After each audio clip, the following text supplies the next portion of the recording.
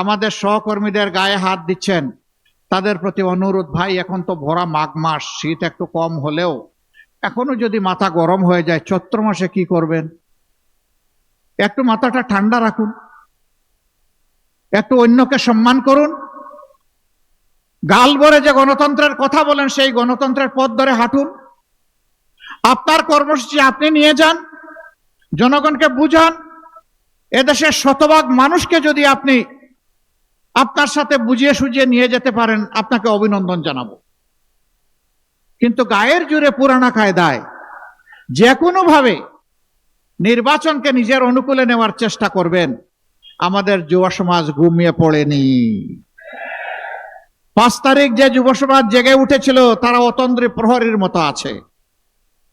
সেই যুব সমাজ জগদ্দল পাথরকে সরাতে পেরেছে। এই যুব সমাজ নতুন পোশাক পরে ফেসিবাদের চরিত্র নিয়ে কেউ আসলে তাদেরকেও ছাড় দেবে না ইনশাআল্লাহ। আমরা তৈরি। ওই যে হাদি বলেছিল, জীবন দিব, জুলাই দিব না। আমরা পরিষ্কার ঘোষণা করতে চাই, প্রয়োজনে দেশের জন্য জীবন দিব, কিন্তু জনগণের অধিকার কাউকে কেড়ে নিতে দেব না ইনশাআল্লাহ। আপনারা প্রিয় দেশবাসী শুধু আমাদের সাথে থাকবেন, আমরা সমান তালে লড়ে যাব যতদিন পর্যন্ত এই দেশবাসীর বিজয় না হবে। স্পষ্ট কথা, আমরা জামাতে ইসলামের বিজয় চাই না, আমরা 18 কোটি মানুষের বিজয় চাই।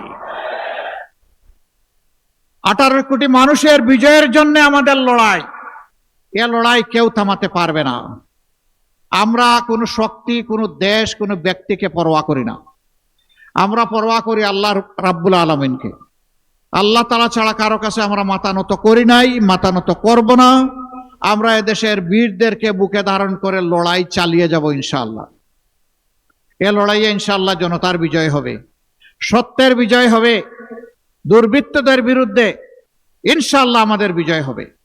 আমরা সেই বিজয়ের জন্য সবাইকে নিজ নিজ জায়গা থেকে অবদান রাখতে বলি। 2টি ভোট, একটা হচ্ছে হা ভোট। এটাই কারণে ওই বস্তা পচা রাজনীতিকে আমরা বলবো যে তোমাকে লাল কার্ড। তুমি অনেক ভুগিয়েছ, ফ্যাসিস্টের জন্ম দিয়েছ দফায় দফায়। ওই রাজনীতি আমরা আর চাই না। নতুন রাজনীতির প্রয়োজন, স্বচ্ছতার রাজনীতির প্রয়োজন, দায়বদ্ধতার রাজনীতির প্রয়োজন। বাংলাদেশ জামাতে ইসলামী থেকে যারা নির্বাচিত হবেন, আমরা কথা দিচ্ছি, বছরে একবার জনগণের কাছে শুধু নিজের নয়, পরিবারের সকল সদস্যের হিসাব স্পষ্টভাবে তুলে ধরতে বাধ্য হবেন। এই 5 বছর কি করেছেন, জনগণের সম্পদ তাদের পকেটে ঢুকেছে কিনা, জনগণকে বুঝার সুযোগ দিতে হবে। দেশের সম্পদ দেশের জনগণের, সুতরাং আমাদের কাছ থেকে হিসাব বুঝে নেওয়ার অধিকারও জনগণের। আপনারা সেই অধিকার আমাদের উপর প্রয়োগ করবেন ইনশাআল্লাহ। আমরা আপনাদেরকে কথা দিচ্ছি, আপনাদেরকে সাথে নিয়েই দেশ গড়ব। যে কয়টি সমস্যার কথা বলা হয়েছে, ইনসাফের ভিত্তিতে তার সমাধান করব ইনশাআল্লাহ। সম্মানিত ভাই ও বন্ধুগণ, প্রথম ভোটটি হবে ইনসাফের পক্ষে, মুক্তির পক্ষে, নতুন রাজনৈতিক ব্যবস্থাপনার পক্ষে হা ভোট। প্রথম ভোটটা কি হবে? হা মানে আজাদি, না মানে গুলামি। আজাদি না গুলামি? আজাদি, আজাদি, গুলামি নয়। আমরা গুলামি মানব না।